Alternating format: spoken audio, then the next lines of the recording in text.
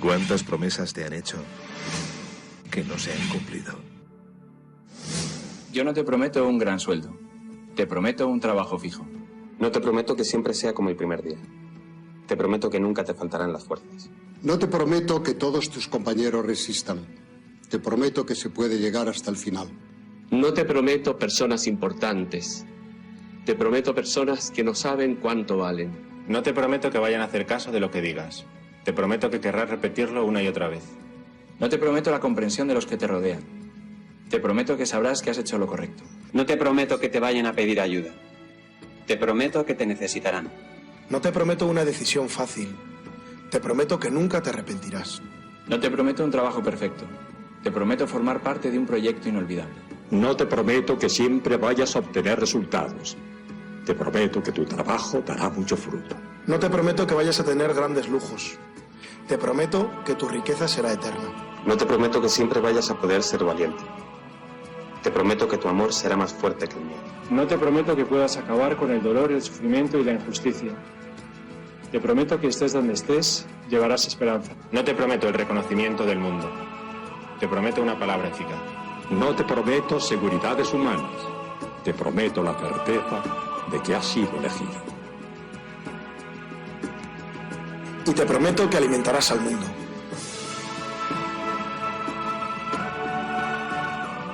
Unirás corazones. Acompañarás a los que sufren. Confirmarás a los que quieren ser fuertes. Experimentarás con ellos la verdadera alegría.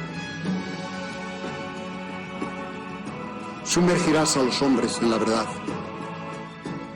Y serás sacerdote, testigo de Jesucristo.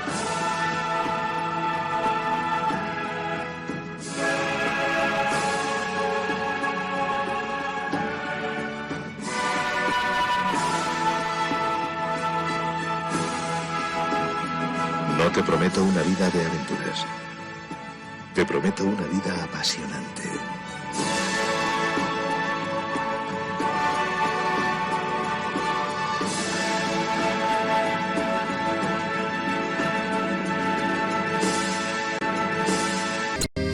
Jesucristo, Señor de la historia, que estuviste, estás y estarás.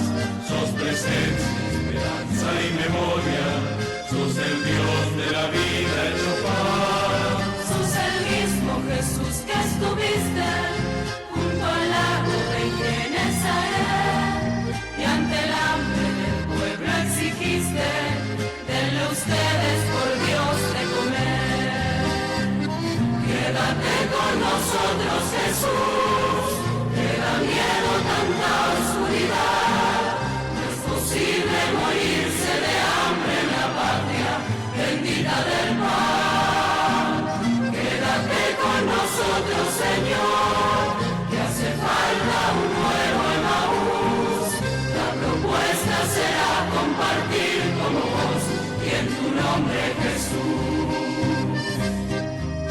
Primitivo ritual de pastores, que fue luego banquete pascual, homenaje de nuestros mayores al Dios vivo de su libertad. Cena santa, signo y profecía, memorial de Jesús servidor, nueva alianza de la Eucaristía, que es misterio de fe y comunión. Quédate con nosotros, Jesús, que da miedo tanta oscuridad. No es posible morirse de hambre en la patria bendita del pan. Quédate con nosotros, Señor, que hace falta un nuevo Emaús. La propuesta será compartir como vos y en tu nombre, Jesús, Jesús. En la multiplicidad de circunstancias a apuntar con este gobierno que encabeza Javier Milei, o este desgobierno para mejor expresarnos, encontraríamos un sinnúmero de situaciones que ya hemos marcado. Ahora, nos tenemos que preguntar si la sociedad que lo instaló en el sillón de Rivadavia ha recapacitado o sigue pensando exactamente lo mismo, que hicieron bien y que eligieron bien. Como no tenemos la forma de poder averiguarlo, sí podemos saber que los encuestadores dicen que bajó absolutamente el optimismo que existía hace un tiempo atrás en muchos integrantes de la sociedad argentina con relación a si el gobierno iba a funcionar bien o mal. Y finalmente empezaron a darse cuenta que lo bien que ellos habían imaginado, el tiempo que ellos decían que había que darle, no alcanzaba y que todo era una sucesión de situaciones de angustia. Ahora, la pregunta central es, ¿cuál es la realidad del proyecto del Cachivache? Porque la Argentina se ha endeudado a un promedio de 10.000 millones de dólares mensuales aproximadamente, no sabemos para qué. Todavía no ha pagado ninguno de los grandes vencimientos internacionales, de los cuales el actual ministro de Economía es el culpable de varios de esos endeudamientos en la gestión de Mauricio Macri que están venciendo. Y no sabemos tampoco de qué forma van a poder cumplir ni el swap de los chinos, que ya están tratando desesperadamente de negociar, ni tampoco cómo se va a hacer para afrontar esos vencimientos internacionales al margen de tener que guardar el equilibrio fiscal que antojadizamente al liberal que nos gobierna se le ha ocurrido que debe dar el balance mensual.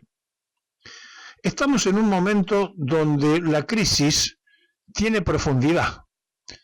Hay quienes tienen trabajo en blanco, ganan el sueldo que corresponde por ley o por convenio y viven en la pobreza. Es decir, nunca se había dado en la Argentina que parte de la sociedad, aún con un trabajo estable, aún con sueldos en blanco, estuvieran sumergidos en la miseria y en la necesidad de comer en forma alternativa, de no poder hacer las 4 comidas.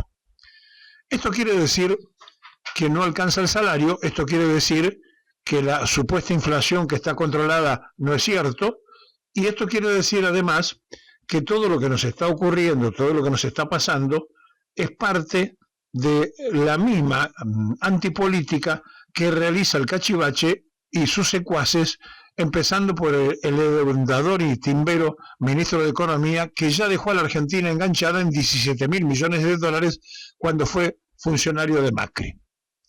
Estamos desprolijos en todo lo que hacemos internacionalmente, no tenemos política de relaciones exteriores, estamos en el endeudamiento constante y permanente. Le acabo de decir 10.000 millones de dólares mensuales que no sabemos por qué desde que Milei gobierna, incrementando la deuda externa y la deuda pública, no cumpliendo con la tarea de coparticipación a las provincias en un país donde es federal y las provincias recaudan y le pasan a la nación. Sería bueno que empezaran las provincias a autofinanciarse y descontar, y cuando terminen de cubrir sus gastos recién le liquidan a la nación, a ver si de esa manera Milei entiende que no está cumpliendo con la coparticipación. Lo que nos está ocurriendo como país y como nación es absolutamente increíble, fuera de contexto de análisis e impensado hace un año atrás. Cuando nosotros decíamos que la opción era Massa o Milei y que había que ir por lo que menos daños nos ofrecía y era Massa, no porque nos convenciera el proyecto en sí, sino porque había que elegir opcionalmente, y dijimos no hay que dudarlo, hay que opcionar por Massa, decíamos justamente que sabíamos lo que el Cachivache iba a hacer. Primero conocíamos de su incapacidad, segundo sabíamos de su improvisación y tercero que los proyectos liberales solamente cierran con represión. Y para no ser la excepción, la engancharon a Carolina Serrano, más conocida como Patricia Bullrich. Carolina Serrano era el nombre que usaba cuando era montonera, ahora con otro nombre de guerra, que no es el de Patricia Bullrich tampoco, pero debe tener alguno para manejarse y dar órdenes a la gendarmería, para reprimir a la policía, para reprimir a la prefectura, para reprimir, que son las 3 fuerzas que dependen de ella. Bueno, Patricia Bullrich se ha transformado en una pieza imprescindible y necesaria para la parte final del proyecto liberal. No cierra si no hay represión. Ella es la encargada de administrar la represión. Por eso, cuando el genio del mar, Mauricio Macri, lo juntó a los dos en la zona norte de Buenos Aires para decir, bueno, ustedes tienen que complementarse, estaba en lo cierto. Milei hace la política de entrega, Milei hace la política hambreadora de los que menos tienen, favoreciendo a los núcleos poderosos económicos, y cuando la gente protesta, está ella para reprimir y para poner las cosas, entre comillas, en orden. Esta dupla de los dos, de Carolina Serrano o Patricia Bullrich y el Cachivache, han hecho un verdadero desastre en los pocos meses que ambos tienen poder. La cuota de poder represivo de Patricia, que tiene además todo el apoyo político de Milei, y la cuota del endeudamiento a fondo que realiza el gran timbero de la finanza, que es el ministro de Economía que tiene la Argentina, que ya dejó, repito, enganchado en 17.000 millones de dólares al gobierno de Macri, y que ahora vuelve a repetir haciendo el famoso negocio a la patria financiera y a los que hacen cuentas y especulaciones en pesos, trasladándolo después al dólar y haciendo un negocio en dólares que no se ve en ninguna parte del mundo. Esto que nos está ocurriendo ahora pasa a la vista de todos. Y mientras esto ocurre, mientras esto pasa enfrente del firmamento político, lo único que ofrece son discusiones, peleas, falta de proyectos, nada en claro para convencer a los propios y a los extraños, y todo es una gran nebulosa donde el Cachivache a pasos agigantados aprovecha esa quietud del arco opositor, esa falta de oferta de propuestas claras del arco opositor, y entonces sigue haciendo de las suyas con un DNU que lo protege, con los amplios poderes que diputados y senadores le entregaron a alguien que no estaba bien mentalmente, igual se los dieron, por lo cual no hagamos un juicio porque sería muy lamentable de todos los legisladores, oficialistas y opositores, que sin fijarse a quién le estaban dando poderes absolutos, le entregaron ese poder a alguien que no está bien en su sano juicio, como el propio presidente de la Nación. Bueno, esto que nos pasa hoy es absolutamente corregible, pero para eso hace falta un pueblo atento, en acción y reacción popular en la vía pública, en la calle, estando peleando por cada una de las cosas que cree que hay que defender, porque si no, todo parece que estuviera normalizado, todo parece que fuera una cosa adecuada, y entonces sigue haciendo lo que le parece. Cuando los oyentes proponen, ¿y por qué no convocan a un paro? ¿Por qué no llaman a una huelga? ¿Por qué no hacen tal cosa? La pregunta es, ¿por qué siempre esperamos que otro haga lo que individualmente nosotros deberíamos estar haciendo como sociedad? Nadie nos impide salir con cacerolas a la calle a protestar. Nadie nos impide nuclearnos y protestar ante los tarifazos de la luz, del agua, del gas que el gobierno provocó. Nadie nos impide protestar por el alza de los precios de los comestibles. Nadie nos impide, en definitiva, estar en la protesta pública y no quejarnos todos los días en los medios de comunicación o protestando en las redes sociales.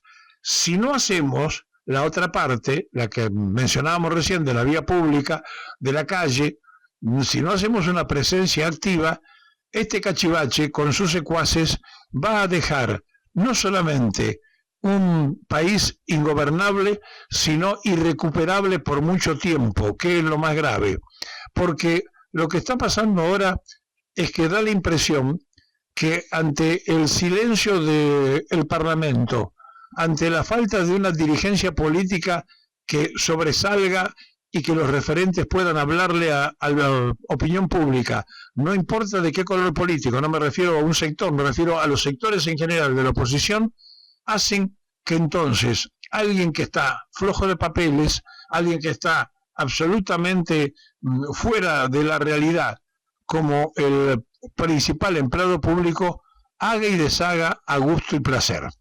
Vamos por un camino al suicidio absoluto como nación, y perdiendo en cada uno de estos intentos parte de la soberanía nacional.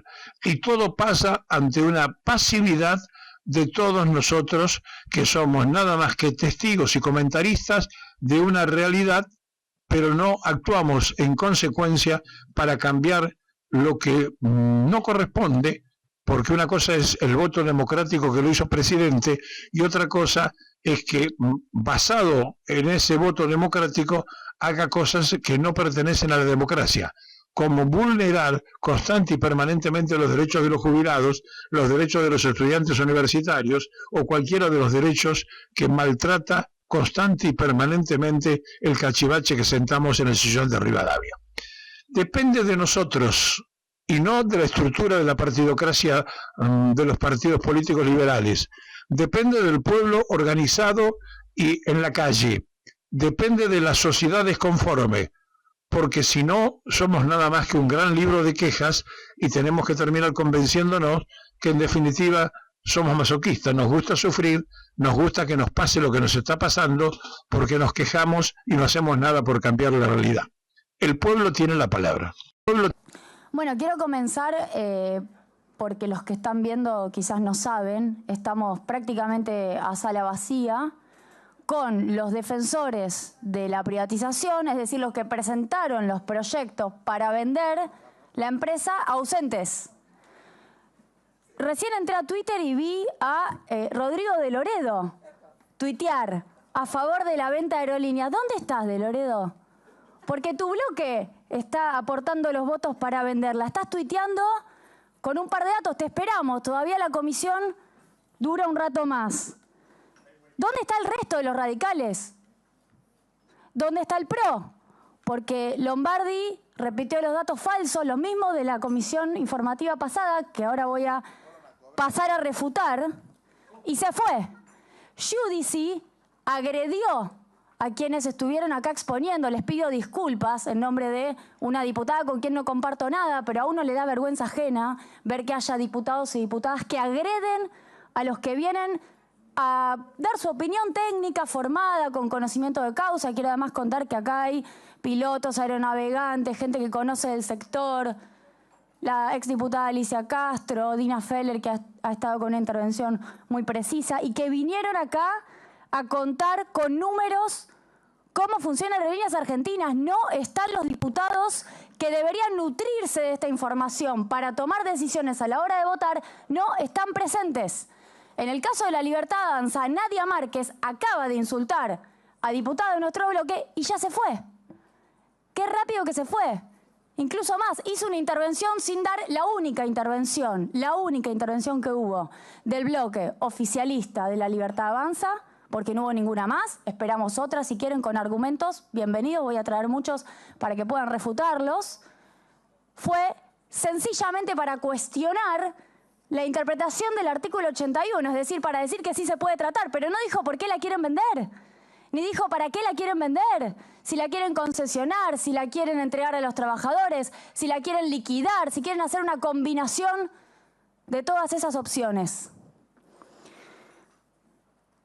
Por cierto, la semana de la sesión informativa, no me quiero olvidar, hoy están ausentes, pero fue muy triste el papel del secretario de Transporte, Franco Mogueta, quien vino muy seguro de sí mismo y se terminó yendo muy enojado porque tuvo que reconocer Mogueta que hubo 0 pesos de transferencias del Tesoro Nacional a Aerolíneas Argentinas en el 2023. No le quedó otra. Estaba mintiendo, estaba con los datos del 2022, del devengado 2022. Lo corregimos y dijo, sí, está bien, en 2023 no hubo. Y el otro que falta hoy, pero que vino la vez pasada, fue el vicejefe de gabinete, José Rolandi. José Rolandi, que también vino a proponer, cuando yo les mostraba este mapa que recién citaba Germán Martínez, nuestro jefe de bloque, que es el mapa, le muestro acá a los libertarios que han quedado presentes, los 2 valientes que quedaron. Esta es la conectividad de Aerolíneas Argentinas. Estas son 3, perdón, no son 2. 4, quedaron 4 libertarios. Perfecto, a los 4 les muestro. Esta es la conectividad que Aerolíneas Argentinas genera en el país. Cuando yo le pregunté al secretario de Transporte, Moveta, también le pregunté a Rolandi, ¿cómo resuelven esto? ¿Saben lo que contestaron?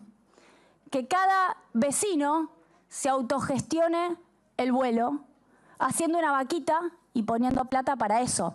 De la misma forma que en su momento Mondino propuso resolver las cloacas. Júntense y bánquense la cloaca. Ese es el plan para conectar la Argentina. Quiero arrancar por acá entonces. Son 21 destinos los que conectan Aerolíneas Argentinas y como yo no me canso ni me aburro, voy a leer los destinos a ver si tienen alguna alternativa para resolver frente a la ausencia de Aerolíneas Argentinas y frente a la ausencia de conectividad que van a proporcionar las low cost, porque ya la vimos y ahora la vamos a explicar lo que pasó cuando las low cost tuvieron el desempeño que tuvieron. ¿Qué es lo que pasaría? Voy a leer Resistencia, Río Gallegos, Rosario, Santa Rosa, Catamarca, recién hablaba una diputada de Unión por la Patria por Catamarca, Formosa, La Rioja, San Luis, Santa Fe, Paraná, San Juan, Viedma, Río Grande, Río Hondo, Río Cuarto, San Rafael, Bahía Blanca, Reconquista, que ya le sacaron el vuelo, Mar del Plata, Esquel y Merlo, únicamente conectadas por Aerolíneas Argentinas. La empresa, y acá hay algo que a mí me desvive ver que no conocen cómo funciona la empresa. Hay un nivel de desconocimiento del territorio argentino, del funcionamiento de la empresa pública, que explica, entre otras cosas, por qué llegamos hasta acá. La empresa financia con los vuelos rentables los vuelos que no son tan rentables. Por eso puede conectar 21 vuelos de cabotaje y por eso no lo conectarían las demás si no lo ven atractivo. No hay plan para resolver esto. Es un problema de federalismo. De lo contrario, Argentina se desintegra en términos federales. Y también pierde plata. Hagamos bien los números. Los destinos turísticos, que se convierten en destinos turísticos luego de años de rutas de cabotaje que los van haciendo como tales. No es previo la constitución de destino turístico y después entonces pongo un vuelo. No. Trato de construir la ruta, de darle un sentido, de generar negocios a través de esa ruta y que después se banque sola. Ese es el camino que Aerolíneas Argentinas busca construir. ¿Qué es lo que está haciendo la gestión actual? Interrumpió Reconquista, que por cierto, quiero contarlo, hacía Buenos Aires, Rosario, Reconquista, con un nivel de ocupación promedio superior al 70% en toda la ruta, porque gracias al vuelo Buenos Aires-Rosario lograba tener un gran porcentaje de ocupación superior al 80%. En el promedio le daba para que la empresa lo sostenga, pero decidieron mirar solamente la subruta Rosario-Reconquista y la cortaron. Y hoy tenemos una desconexión en el norte de la provincia de Santa Fe. También eliminaron a partir del 1 de octubre el corredor atlántico, que conectaba Buenos Aires, Mar del Plata, Bahía Blanca, Trelew y Comodoro Rivadavia con Río Gallegos 3 veces por semana. Fíjense si somos un país que tiene una larga extensión, que necesita tener esa conexión y lo primero que hacen es eliminarlo. Uno diría, si piensa bien, para no pensar siempre mal, la quieren hacer rentable para que haya finalmente eficiencia del Estado, para que en todo caso persigan su objetivo de que Aerolínea funcione y no cerrarla. No, supuestamente igual la van a cerrar. Más recientemente anunciaron la suspensión de Córdoba-Trelew, Rosario-Calafate, Rosario-Neuquén y Salta-Neuquén. Es decir, para los que estén escuchando seguramente, la conexión que no pasa por Buenos Aires. El verdadero federalismo es conectar a las ciudades sin pasar por Buenos Aires. Una pelea histórica de las provincias, no tener que venir a Aeroparque.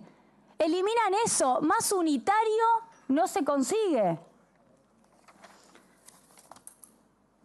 Bien, acá tengo la frase, no lo quiero dejar de citar a Rolandi, cuando yo le pregunté por esto, porque hubo una informativa en donde supuestamente tenían soluciones los funcionarios de gobierno. Cito textual a Rolandi, vicejefe de gabinete. Si los vecinos deciden que invertir en un vuelo les va a traer más desarrollo, que así lo decidan. Sabemos que todo eso no va a ocurrir, sabemos que es zaraza, sabemos que no va a pasar eso. Quiero contar nuevamente qué pasó con las low cost, porque acá aparentemente las empresas low cost vienen a resolver lo que finalmente Aerolíneas Argentinas va a dejar de abastecer. ¿Qué dijo? Oh, porque ahora les encantan las auditorías, ¿no? AGN, SIGEN, fan de las auditorías. A las provincias no le transferimos la plata de las cajas previsionales, auditamos a las provincias. A las universidades nacionales no les transferimos la plata de los salarios, auditamos a las universidades nacionales. No transferimos la comida a los comedores, auditamos los comedores. Todo para recortar. Bueno, supongamos que nosotros pensáramos como ustedes. Vamos a por la auditoría y a ver qué es lo que dicen las auditorías para tomar decisiones, ¿no? ¿Estamos de acuerdo? Me dice que sí, el diputado libertario. Bueno, mire qué pasó con la AGN, lo que dijo la Auditoría General de la Nación, cuando hizo este año 2024 un análisis de qué pasó, qué carajo pasó cuando esto ya lo hicieron. Es decir, cuando corrieron aerolíneas argentinas de las principales rutas, hicieron la política de cielos abiertos y le dieron un rol a las low cost. Informe titulado Ministerio de Transporte, Administración Nacional de Aviación Civil, es decir, ANAC, Transporte Aéreo, líneas denominadas low cost. Gestión. Dice, el informe, cito textual, las low cost no aportaron una conectividad mayor significativa en el periodo 2016-2019. Solo 2 de las 9 aerolíneas no tradicionales u operadoras bajo la modalidad low cost continuaban operando al cierre del periodo auditado, es decir, al 31 de diciembre de 2019. Tampoco se tomaron medidas alternativas para cubrir la falta de operación de las rutas concesionadas. No funcionó la concesión. Lo dice la AGN, no lo digo yo. También señala la AGN con preocupación que hubo irregularidades en el otorgamiento de rutas. ¿Qué dice? En lo que respecta a la gestión del Ministerio de Transporte, esto es el gobierno de Macri y de la ANAC, se pudo observar que los controles llevados a cabo en el proceso de otorgamiento de rutas presentaron las siguientes debilidades. 1. Se otorgaron rutas a nuevos operadores cuyo capital integrado no guardaba relación con la significatividad de las operaciones propuestas. Y 2. Fueron otorgadas rutas aéreas a pesar de no haberse cumplimentado de manera satisfactoria algunos de los requisitos exigidos por la normativa y las instrucciones vigentes. Así después se terminan yendo las empresas Sol, Avian, LASA, Andes, Flyest. El caso de Flyest, lo quiero citar. ¿Saben por qué?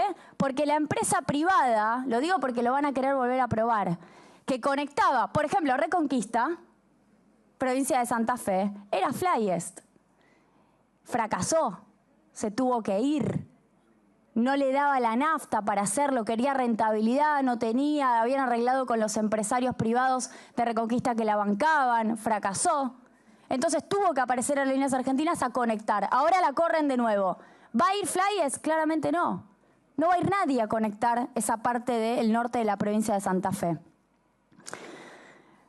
Dijo, además, Rolandi, que las aerolíneas de bandera son cosa del pasado. Estoy citando textual a lo que dijo hace 2 semanas acá en el Congreso. Y que no hay en el mundo casi aerolíneas con propiedad estatal. Recién Alicia Castro hacía mención a algunas de las más importantes aerolíneas del mundo. Quiero citar algunas: Qatar Airways, Thai, Vietnam Airlines, Singapur, Emirates. Podemos citar varias que tienen un rol estratégico en el mundo y que son estatales. No va por ahí igual. No nos interesa defender el Estado porque sí. No defendemos el Estado bobo, defendemos lo que funciona y queremos que Aerolíneas incluso funcione mejor. Quiero pasar a... Es una pena que no esté Lombardi, realmente es una pena. Me gustaría que en algún momento perfeccione su proyecto, porque su proyecto de ley tiene un error serio. Voy a citar lo que dice el proyecto de ley del PRO.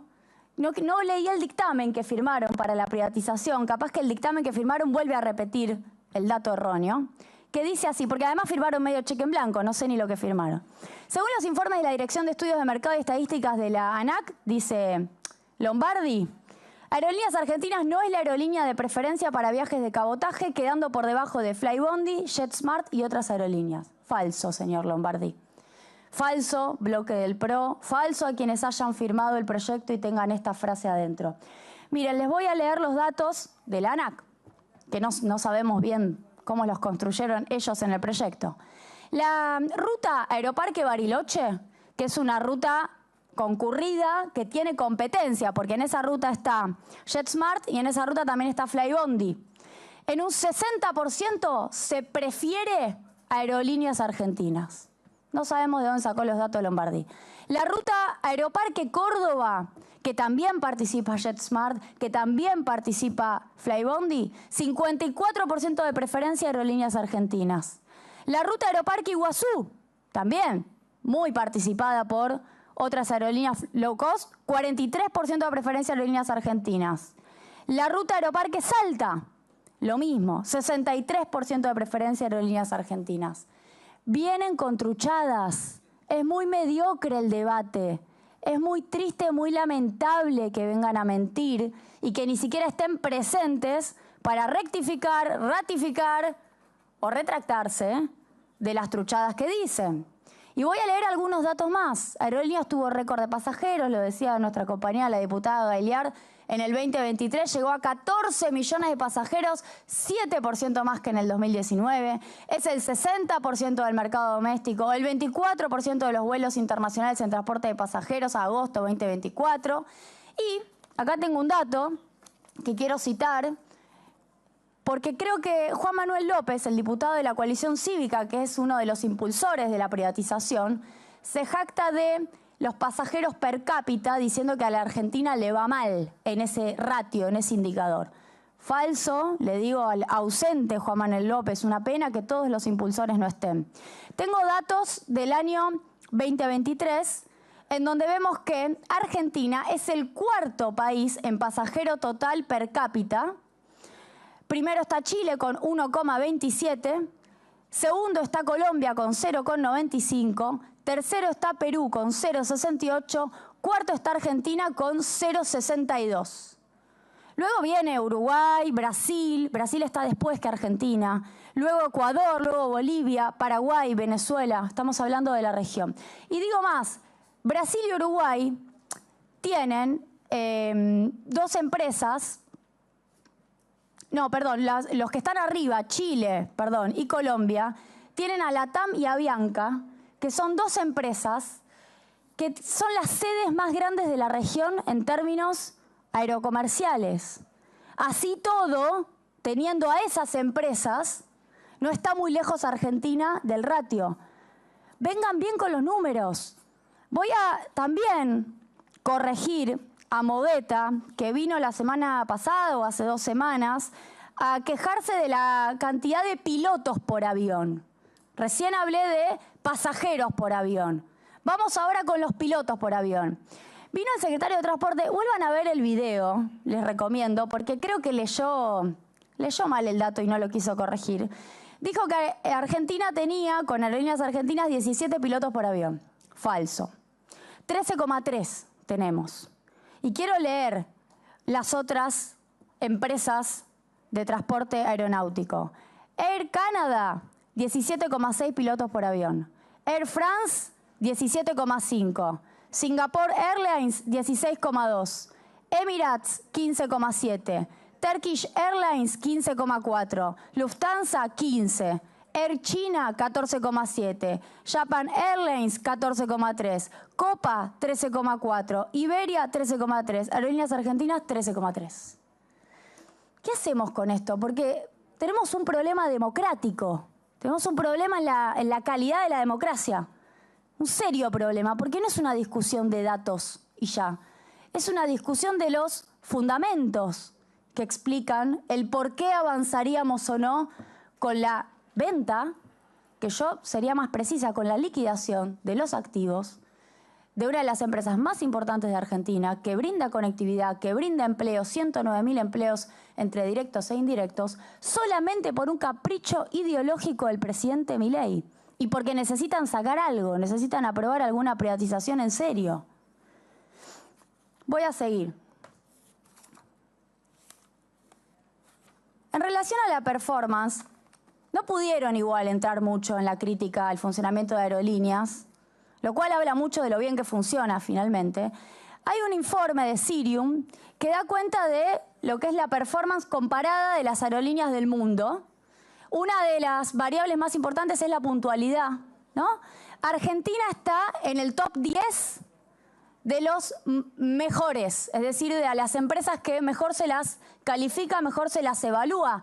Invito a los diputados libertarios, ahora lo veo al señor Berti Venegas Lynch. Lo menciono porque si tiene argumentos realmente me gustaría escucharlo. A ver qué tienen para decir. Fíjense, primero Copa Airlines. Le pido a los diputados que se ordenen, por favor. Estamos terminando el debate, quedan 2 oradores No es tan grave, nada señora más. Verazay. A mí me preocupó muchísimo cuando trataron de ñoqui a los trabajadores de Aerolíneas Argentinas y usted no dijo nada. Así que le pido, por favor, que ahora no exagere la reacción. A mí me preocupó mucho más la agresión de ñoqui hacia los trabajadores de Aerolíneas Argentinas, que bien que están acá, mientras el resto de los diputados bien vagos que se fueron. Mire, diputada, a todos les he pedido el mismo respeto. Continúe con el uso de la palabra.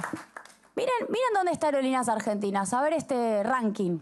Primero Copa, Avianca, Azul, Latam, Caribbean, Sky Airlines, Aeroméxico, Gol, Aerolíneas Argentinas. Top 10 está en el puesto 9. Luego vienen muchas más, ¿no? Hay muchas aerolíneas en el mundo.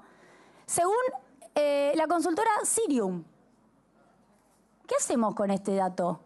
¿Dónde lo metemos? ¿En qué cajón lo guardamos o lo escondemos? Porque el problema es que ustedes están avanzando en la privatización de Aerolíneas Argentinas sin mirar un solo indicador.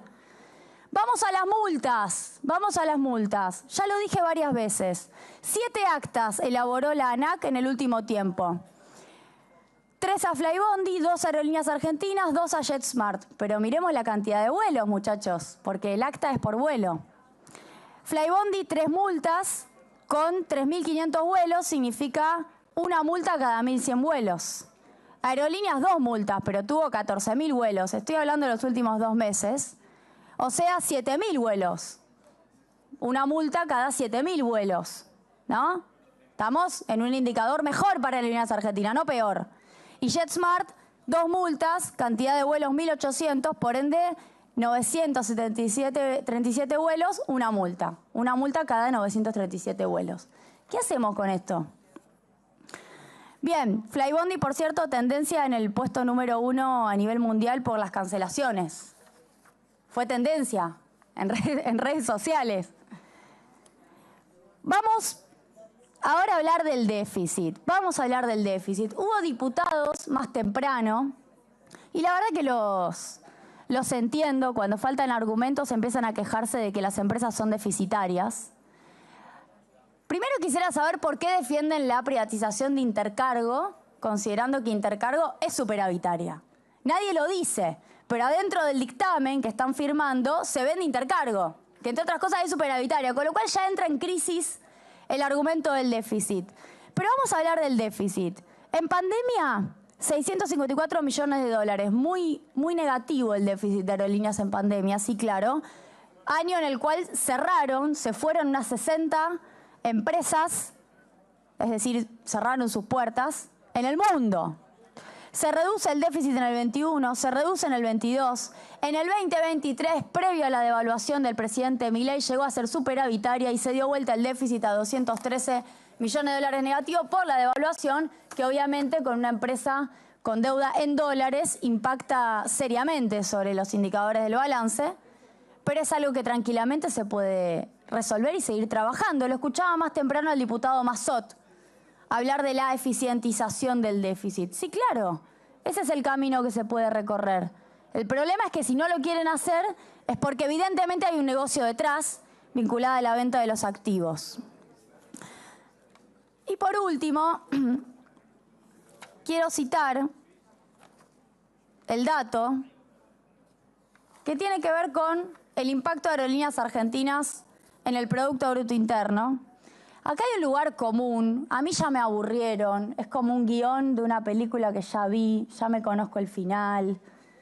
Peor, es como una secuela de Netflix, siempre las secuelas son peores, en donde ya sé quiénes son los actores, cambia un poquito el guión, pero no sustancialmente. En donde insisten, lo decía Juan Manuel López, con los 8.000 millones de dólares financiados por el Estado para el déficit de Aerolíneas Argentinas. Yo le quiero decir, sobre todo a quienes estén escuchando y de verdad tengan ganas de mirar los números, están sumando por lo menos 12 años.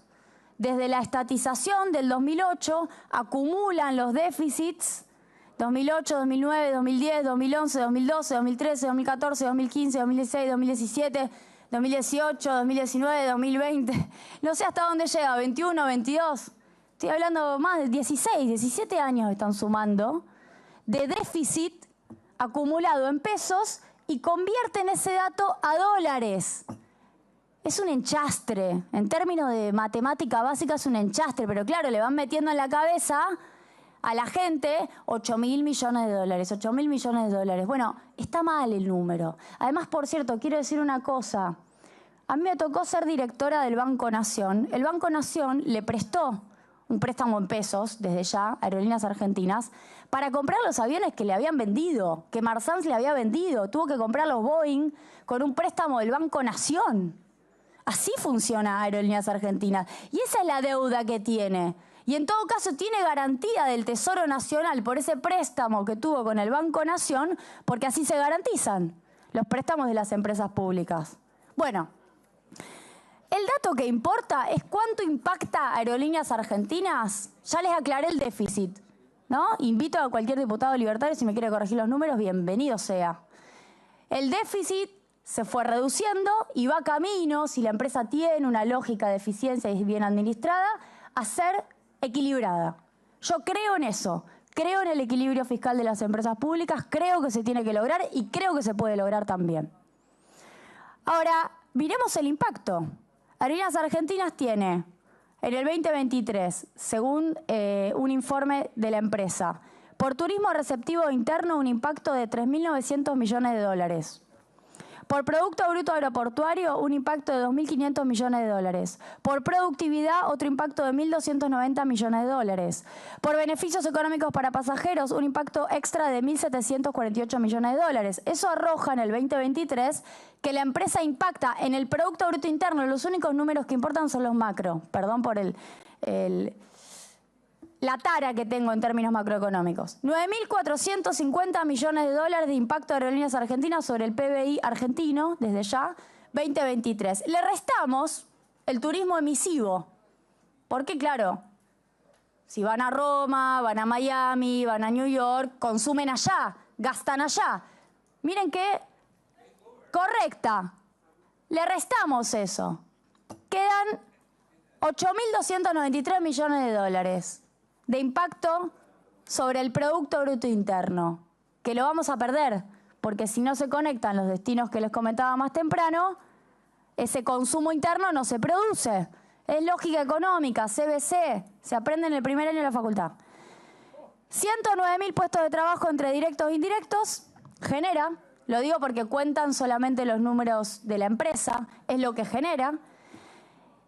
Y en términos de aportes en impuestos, considerando, por ejemplo, el año 2023, en donde Aerolíneas no recibió transferencias del Tesoro, aportó 176.000 millones de pesos en impuestos nacionales y subnacionales y 40.000 millones de pesos en concepto de tasas. ¿Qué me contás? Bueno, no voy a hacerla más larga. Apuesto a que haya algún debate serio. Quiero cerrar con algo que han repetido mis compañeros que me parece importante. Estamos atravesando un mamarracho en términos institucionales porque la interpretación precisamente del artículo 81 de la Constitución Nacional indica que fue retirado el tema en el Senado. Ese tema no volvió entonces para diputados, no hubo insistencia, no se retomó. Entonces no debería tratarse en este ejercicio parlamentario. Estamos violando la Constitución Nacional, artículo 81. Así todo, siempre dispuestos a que haya argumentos. Muchas gracias. El 7 de junio salió el primer cargamento. Fue vía Ezeiza, en avión, al Reino Unido y salieron 3.121 kilos de oro de las arcas del Banco Central, del sótano ahí en Reconquista 266, hacia Londres. El segundo fue el 27 de junio, 20 días después. Y también por Ezeiza, también por avión, también al Reino Unido, salieron 3.136 kilos de oro. Les entraron, en este caso, mira vos, 15 kilitos más. Se ve que acomodaron mejor los lingotes. El tercer envío fue el 26 de julio de este mismo año y también por Ezeiza, también por avión, también al Reino Unido, se fueron 3.254 kilos. Se ve que, en este caso, acomodaron todavía mejor, porque entraron 100 kilitos y pico más. El último fue el 2 de agosto, cuando también hacia el Reino Unido, también por Ezeiza y también por avión, salieron 3.217 kilos de oro, que en el nomenclador, según su descripción arancelaria, figura como oro para uso monetario. Desde que empezó a rumorearse a mitad de año que estaba saliendo el oro del Banco Central, a mí me interesó mucho la cuestión porque el Banco Central no lo informaba. También le interesó a los bancarios, que fueron los que destaparon esta cuestión, porque obviamente se enteraron en el Banco Central, donde hay empleados afiliados al gremio de la bancaria, y porque el propio Sergio Palazzo, jefe del gremio y diputado nacional por Unión por la Patria, pidió informes para saber qué estaban haciendo con esto.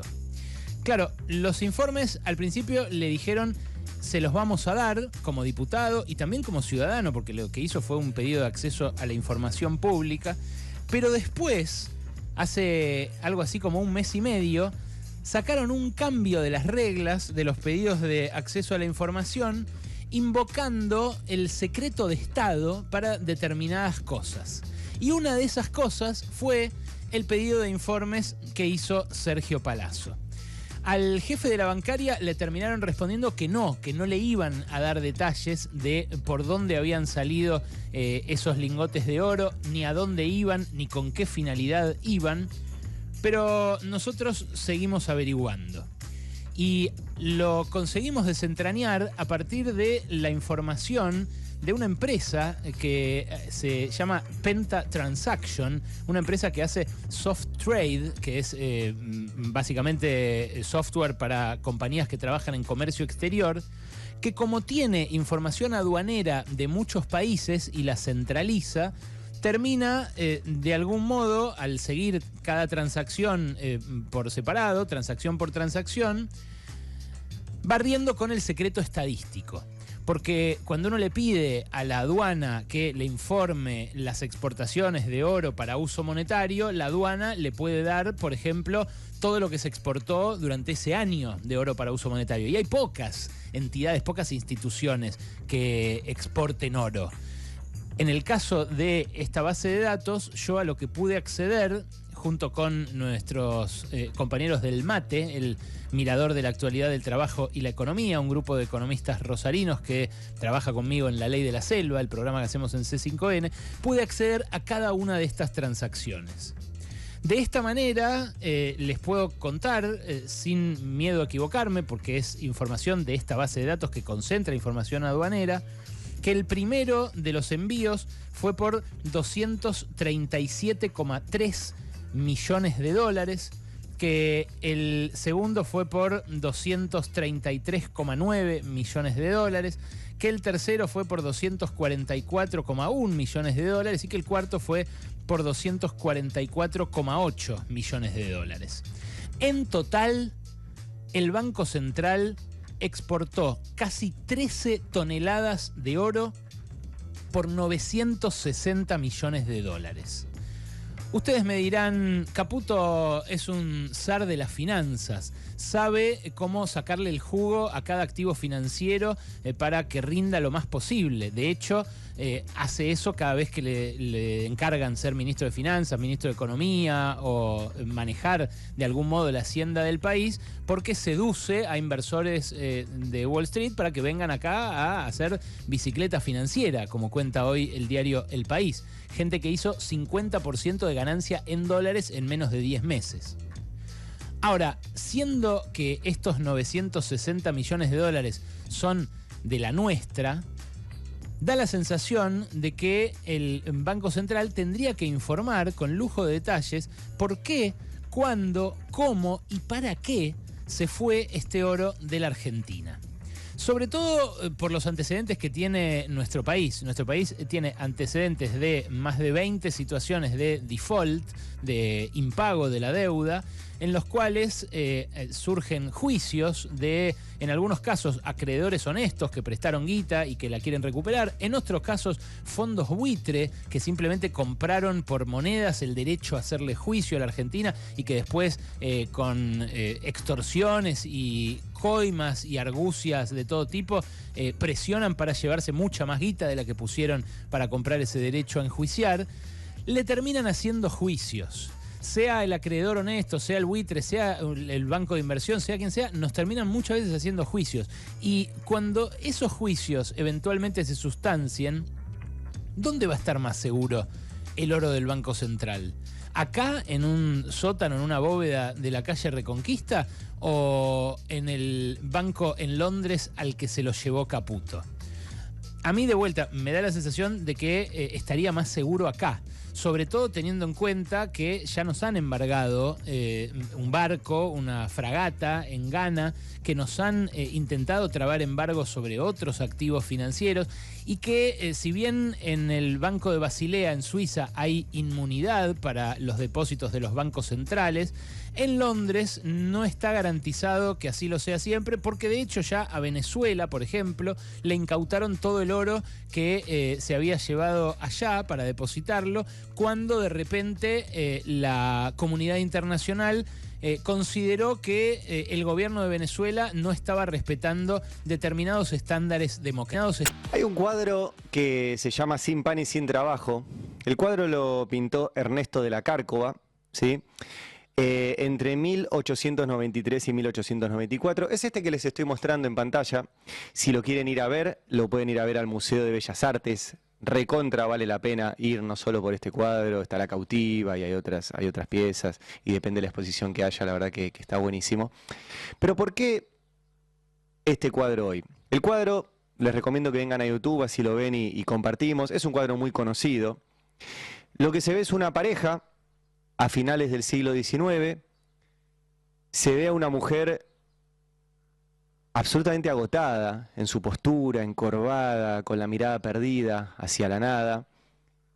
Con el poquito de energía que le queda, sostiene un bebé que está tomando la teta. Está sentada con un hombre, uno podría pensar que es su esposo, su compañero, con una mesa. La mesa está vacía, no hay nada. Solamente hay unas herramientas de ese hombre que está vestido como para trabajar, que tiene una mano sobre la mesa con el puño cerrado. ¿Vieron cuando les agarra bronca y están así con el puño cerrado? Y está mirando por la ventana, buscando algo. Uno entiende que trabajo y pan. Es un cuadro muy oscuro. La poca luz que hay viene de esa ventana por la cual está mirando ese hombre. Y es un cuadro que resume un poco el país que dejó el siglo XIX en la Argentina. Sin pan y sin trabajo. ¿Por qué lo traigo hoy? Ustedes saben que Milei dice que hay que volver a ese siglo. Que ese siglo es el siglo en el cual la Argentina fue potencia mundial, tuvo los mejores índices laborales, de desarrollo, etc. Es muy difícil reproducir la cantidad de mentiras que siempre dice Milei sobre el siglo XIX, porque como siempre les recomiendo, este es un cuadro que refleja lo que dejó el siglo XIX, el otro es el trabajo de Juan Vialet Macé, ¿sí? que era un funcionario del gobierno de ese entonces, de final del siglo XIX, que como era bastante molesto lo mandaron a recorrer el país y terminó escribiendo un informe sobre la situación de la clase obrera que básicamente mostraba que el siglo XIX había dejado un país de analfabetos y desnutridos.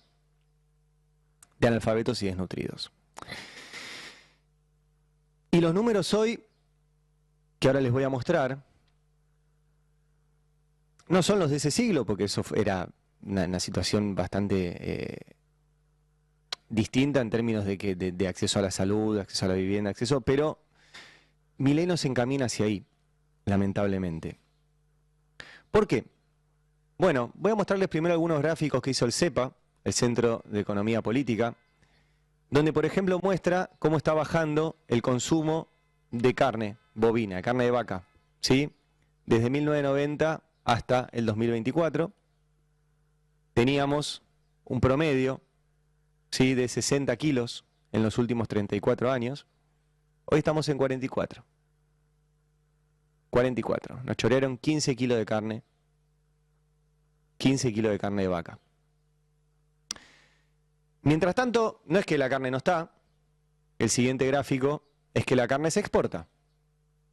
Estamos en récord de exportaciones muy por encima del promedio de exportaciones de carne bovina. Muy por encima del promedio. ¿Sí? O sea, no hay carne para nosotros. Hay carne para que coman otros. También es muy difícil curarse. Los precios de los medicamentos se han disparado a niveles brutales. Esta es una pequeña lista de medicamentos bastante comunes, ¿sí?, donde ves, por ejemplo, la variación entre septiembre del 2023 y septiembre del 2024, el último año. Daflón aumentó 331%, el ibuprofeno 316%, Trastosir 292%, Optamox Duo 282%, la aspirina Prevent 276%, Trapax 268%, Aldactone 268%, un promedio de 282%, esta lista de los principales medicamentos que elaboró el CEPA. En un año es esto. Obviamente ni tu salario y menos que menos las jubilaciones subieron 282%. Es más, hay otro gráfico que cruza justamente la jubilación mínima, ¿sí?, con bonos y sin bonos en términos de medicamentos con cobertura del PAMI. ¿Para cuánto te alcanza? Tomando en cuenta los más consumidos por las personas mayores. Simplemente los que están viendo el gráfico lo entienden muy fácil, los que no lo están viendo les cuento. Sistemáticamente baja. O sea, cada vez una jubilación mínima alcanza para comprar menos medicamentos. Y ahora encima el PAMI dejó de entregarlos. Carne, medicamentos, cosas básicas estamos hablando. Por ejemplo, la yerba mate. Tomar mate. Bajó casi 8 puntos el consumo interno de yerba mate en lo que va del año. 8 puntos de caída de tomar yerba mate. Es muy impresionante. 8 puntos de caída de yerba mate. Y hay otro gráfico que hizo en este caso el CELS, que se los comparto también, porque para que vean, que calculó cuánto cuesta preparar un plato de guiso. Un plato de guiso. Entre antes de que asumiera Milei, noviembre de 2023, y el cálculo es a julio del 2024, todo esto ya aumentó un montón. Pero esto es un plato de guiso. ¿Sí? Bueno, la carne picada había aumentado un 108%, el morrón un 200%, el puré de tomate un 112%, la cebolla un 415%, el zapallo 118%, el arroz 126%, el aceite 249%, la zanahoria 262%. Dice este trabajo del CELS, con un salario mínimo o una jubilación se compraban 118 platos menos que en noviembre, 118 platos menos que en noviembre de 2023. Y la tarjeta alimentaria, que es una de las pocas cosas que el gobierno sostiene, dice, en noviembre de 2023 alcanzaba para preparar 74 platos de guiso, en julio de 2024 54. 20 platos de guiso se chorearon. 20 platos de guiso.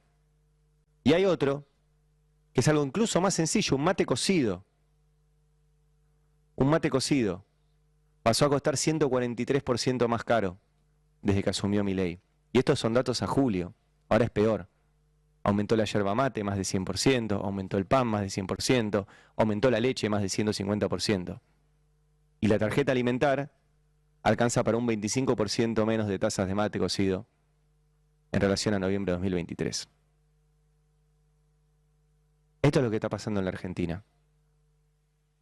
Sin mate cocido, sin mate común, sin carne, sin medicamentos, sin pan y sin trabajo, como a finales del siglo XIX. El pueblo trabajador se está cansando, el pueblo humilde se está cansando. Basta de bravatas y de amenazas. No vaya a ser que nos enojamos y nos tomemos la justicia por nuestras propias manos. Entonces ya será tarde para lamentaciones. Entonces van a conocer lo que es un pueblo de paz y de concordia a lo que es un pueblo que lucha con una mística y un ideal como sea Perón, que es la causa del pueblo.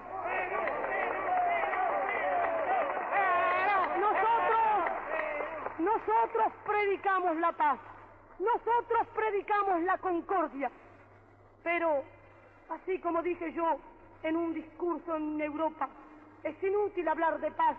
Cuando me preguntaron, ¿qué opina usted de la paz, señora? Es inútil hablar de paz, es inútil vivir, cerrar los ojos a la realidad. No habrá paz en el mundo mientras no desaparezcan las odiosas diferencias sociales. No habrá paz en el mundo mientras los obreros sean carne de cañón en la guerra y brazos bajo la paz.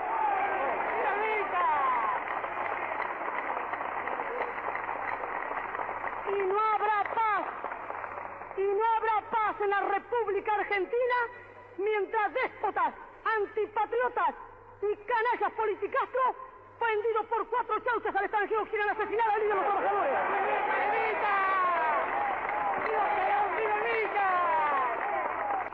La consigna de la hora, estar alerta. Cada descamisado ha de ser una célula, pero una célula de la patria y no una célula del comunista que trabaja para Stalin.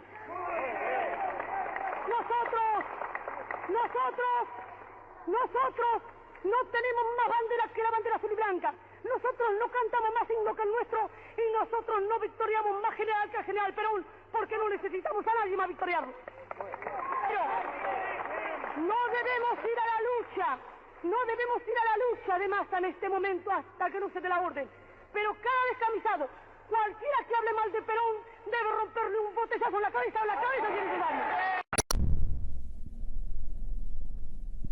Pueblo que escucha, únete a la lucha. Pueblo que escucha, únete a la lucha. Pueblo que escucha, únete a la lucha. Pueblo que escucha, únete a la lucha.